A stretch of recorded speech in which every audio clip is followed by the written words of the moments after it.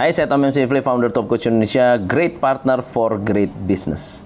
Hari ini saya akan membahas mengenai bagaimana cara meningkatkan omset saat penjualan Anda sedang sepi.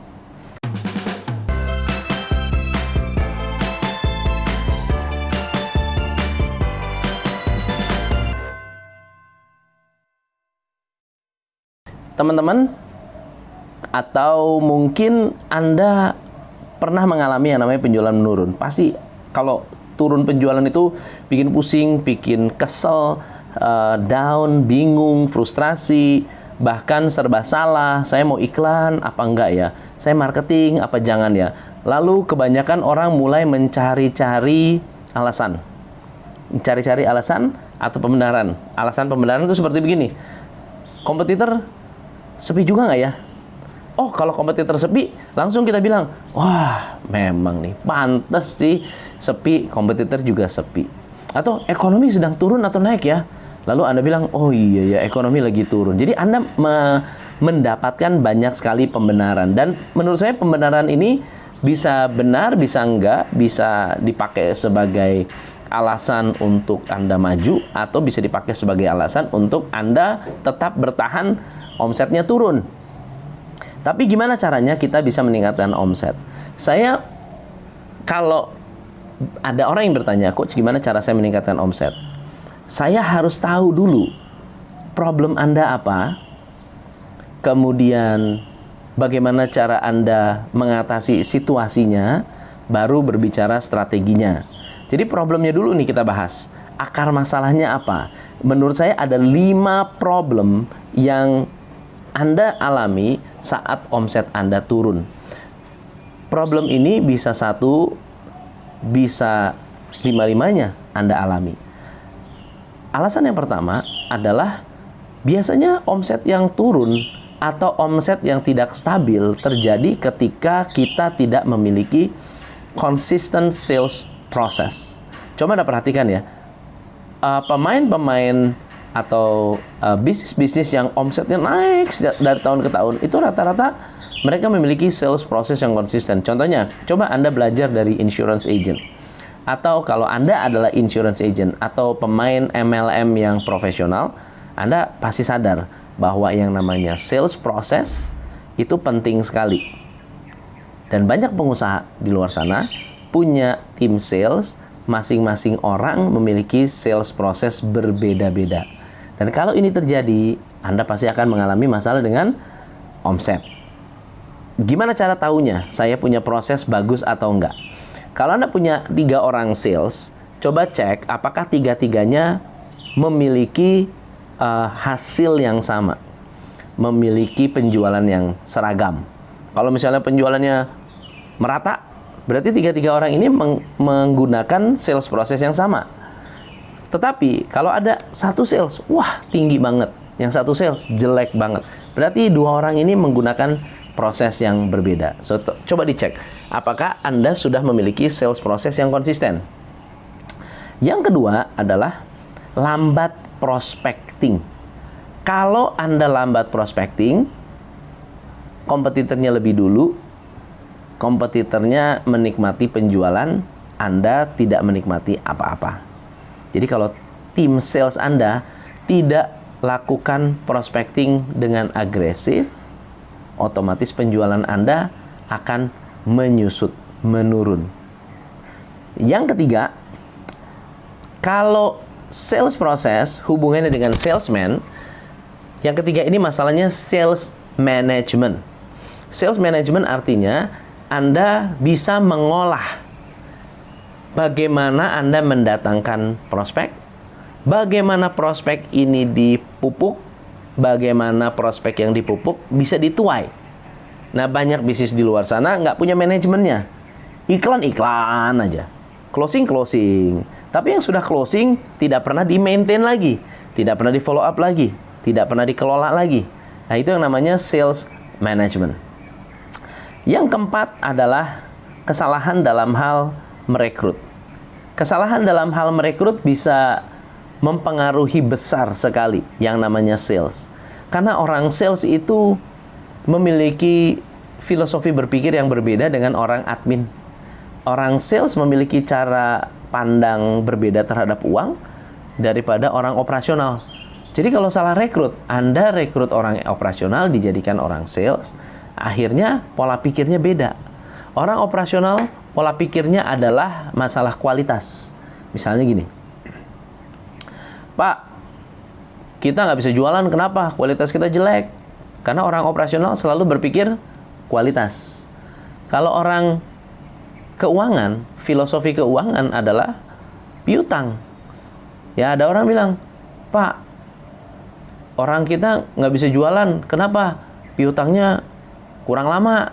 Kalau piutangnya nggak lama, nggak bisa jualan. Itu adalah pikiran orang keuangan. Kalau orang sales, agak beda. Orang sales itu penjualan mau dikasih suruh tunai kek, mau kredit kek, mau apapun, mereka akan tetap jualan. Karena yang penting buat mereka adalah komisi. Ya, itu mentalitas orang sales. Jadi kalau salah rekrut, Anda pasti mengalami kesulitan dengan mengelola mereka. Dan yang terakhir adalah mereka fokus jualan, bukan fokus marketing. Fokus selling, bukan fokus marketing. Apa bedanya? Kalau kita punya bisnis, fokusnya kepada selling, maka kita akan dikenal setelah orang menikmati produk kita. Betul ya? Kalau saya fokusnya jualan, saya jual kamera, saya menjual kacamata, saya menjual tas. Setelah orang menikmati tas saya baru dikenal. Ada orang jualan keripik, oke? Ada di etalase. Saat orang makan, baru tahu ini keripik enak atau tidak enak. Brandnya pun langsung dikenal. Betul ya? Nah, kalau Anda fokusnya ke selling, berarti kita ini punya ketergantungan atas orang yang mencoba produk kita. Kalau yang nyoba dikit, maka marketing sales Anda akan turun. Tapi kalau yang nyoba banyak, penjualannya jadi bagus.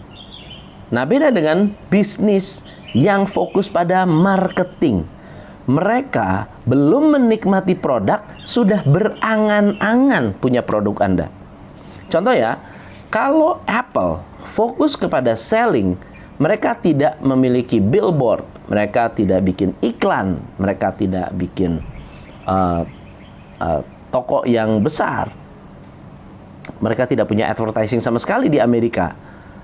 Maka orang baru pakai HP, baru pakai MacBook, baru tahu, oh ini bagus. Tapi sementara Apple tidak melakukan itu. Anda diiming-iming sebelum memiliki produk, termasuk Samsung. Samsung Flip tuh sekarang lagi terkenal. Ya, diajak untuk berpikir, wah, kalau punya itu asik juga ya. Jadi belum punya, Anda sudah menikmati. Itu hebatnya marketing. Nah, kalau Anda tidak kuat di marketing, sales Anda up and down, pasti up and down. Oke? So, gimana cara mengatasinya? Ada 7 langkah atau 7 strategi yang bisa Anda lakukan untuk membangun penjualan saat sepi. Step yang pertama, kumpulkan testimoni. Kumpulkan testimoni apa? Testimoni orang-orang yang happy. Kumpulkan dan dikoleksi kalau perlu. Setiap ada testimoni, misalnya karyawan Anda, thank you ya, aduh bagus banget produknya. Banyak dari kita yang tidak mengumpulkan chat itu. Harusnya setiap testimoni, screenshot, kirim ke orang marketing. Nanti orang marketing akan kompilasi. Ini data testimoninya dikompilasi jadi satu. Dan bayangkan, kalau iklan Anda bukan iklan produk, tapi iklan testimoni, jauh lebih powerful daripada Anda bilang produk saya paling bagus. Ya. Step yang kedua adalah bikin bukti-bukti dalam bentuk video bahwa produk Anda superior. Misalnya, kalau Anda adalah jualan lem, Anda bikin video mengapa lem Anda paling bagus. dan bentuknya harus bukti bahwa produk Anda istilahnya menyelesaikan solusi. Kalau Anda memiliki bisnis misalnya batu bata, kelebihannya adalah kuat, Anda bikin bukti bahwa kalau saya tumbuk pakai batu lainnya, bata saya tetap kuat. Saya pukul pakai palu, bata saya tetap kuat. Dan diberi tekanan pakai bulldozer misalnya, tetap kuat. Nah, misalnya contohnya. Jadi Anda buat video, bentuknya adalah proof atau bukti bahwa produk Anda superior. Langkah yang ketiga adalah menciptakan segmentasi baru atau menawarkan produk Anda ke non-customer. Sekarang kalau customer Anda, misalnya contohnya hari ini saya ada di Bali.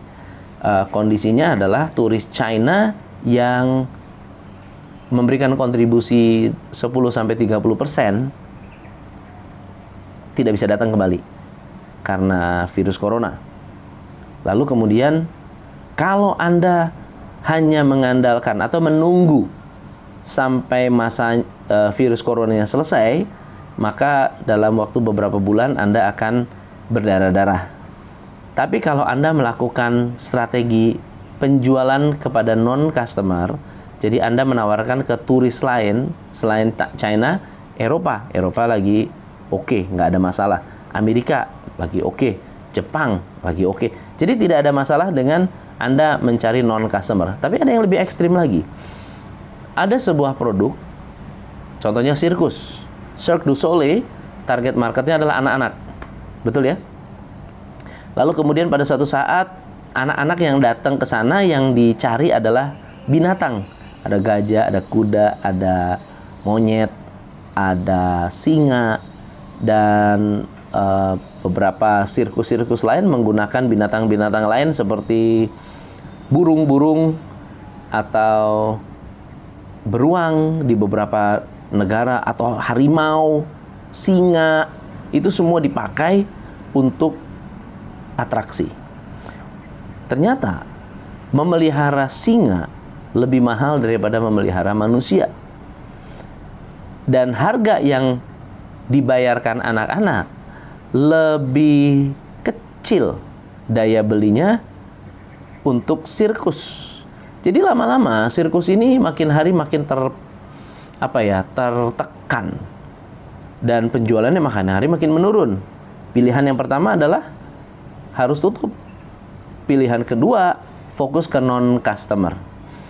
Lalu kemudian Cirque du Soleil melakukan transformasi. Dia menghilangkan semua binatang yang disukai oleh manusia atau oleh anak-anak.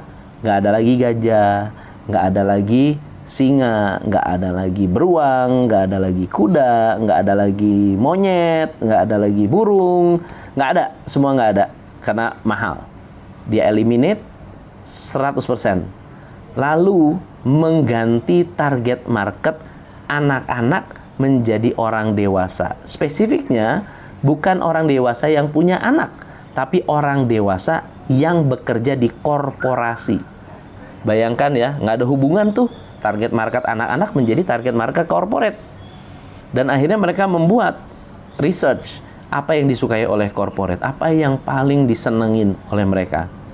Yang paling disukai adalah atraksi berbahayanya, ya, seperti misalnya trapis atau atraksi jalan dari itu pakai seimbangan tuh, jalan di atas tali. Dan yang kedua adalah yang paling banyak adalah badut.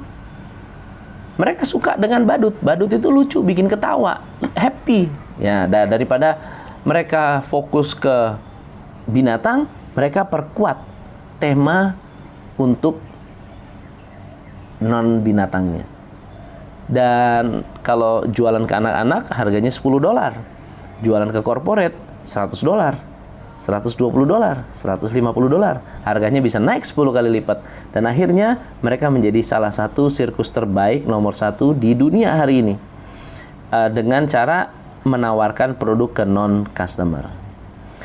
Yang keempat, Anda bisa lakukan yang namanya sales blitz. Anda tahu sales blitz? Blitz tahu ya, blitz ya, pum, gitu ya, blitz. Blitz itu satu kejadian yang cepat tetapi massal. Jadi Anda lakukan yang namanya sales blitz bersama tim Anda. Kalau Anda punya 5 karyawan, turun ke jalan, jualan langsung di jalanan. Anda punya 10 orang, turun ke lapangan, jualan sekaligus. Anda punya 100 orang, turun ke jalan, jualan sekaligus. Yang keempat adalah analisa Pareto produk Anda. Pareto produk itu begini. Mana 20% produk yang menghasilkan 80% penjualan? Mana 20% produk yang menghasilkan 80% profit? Mana 80% produk yang profitnya kecil? Mana 20% produk yang tidak menguntungkan? Anda bisa menganalisa Pareto customer juga. Mana 20% jenis customer yang memberikan omset? Mana 20% customer yang memberikan profit? Mana 20% customer yang merugikan? Semua yang merugikan Anda stop untuk melayani. Misalnya contohnya ada produk-produk yang top 20% produk yang kalau dijual itu rugi. Jangan dijual lagi. Ada 20% produk yang kalau dijual sangat menguntungkan. Itu diperkuat, itu diperbanyak, itu dipromosikan. Ya. Yang kelima adalah merekrut sales yang mengikuti karakteristik orang sales. Rekrut orang sales. Biasanya setelah sales blitz saya bisa lihat karyawan saya mana yang bisa jualan, mana yang nggak bisa jualan. Dan surprisingly ada orang-orang yang biasa-biasa aja, bukan orang yang senang bicara, tapi jago jualan. Orangnya santai, orangnya tidak kelihatan agresif, tapi ternyata bisa jualan. Kenapa mereka bisa jualan? Karena bisa ikut aturan. Nah, orang sales yang bisa ikut aturan akan menjadi great sales. Orang sales yang nggak bisa ikut aturan, biasanya keluar masuk. Ya, dipecat sana, dipecat sini, ya nggak tembus target. Cari sales yang bisa ikut aturan, ini akan membuat bisnis Anda sukses. Dan yang terakhir, training. Company-company yang melibatkan karyawan untuk training akan lebih powerful daripada perusahaan yang tidak punya training sama sekali. Anda kumpulkan tim Anda, train cara angkat telepon, train cara berkomunikasi, training bagaimana caranya meyakinkan orang, training bagaimana caranya mereka bisa memberikan semangat kepada customer untuk beli, training bagaimana caranya untuk mengingatkan customer bahwa Anda masih ada. Semua harus di training. Training. Itu yang harus Anda lakukan untuk meningkatkan penjualan. Semoga bermanfaat. Saya Tom MC Ifle. Salam pencerahan. Hanya di Top Coach Indonesia.